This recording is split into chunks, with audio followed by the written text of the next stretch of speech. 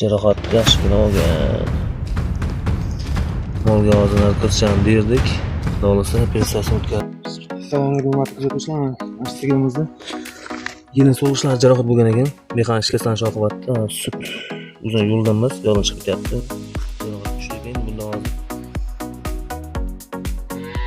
plastik operatsiya o'tkazamiz endi yengilgina. Yo'li natijalar qo'yamiz. Operatsiyani suyadi. Bitta yerda suyali bor, suyalni kesib qilib qo'ydik. Endi bitta yodoviy tamponcha qo'yib, yeliniga maxsus sut chiqish uchun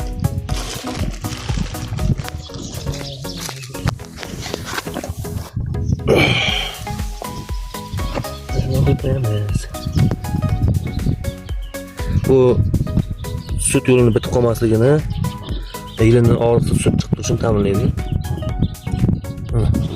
Yotganda turganda hech qanday xalaqit qilmaydi bu narsa, xohlasa. Yaxshi ketadi, tuzalsa. O'zingiz va molingizni saqlang.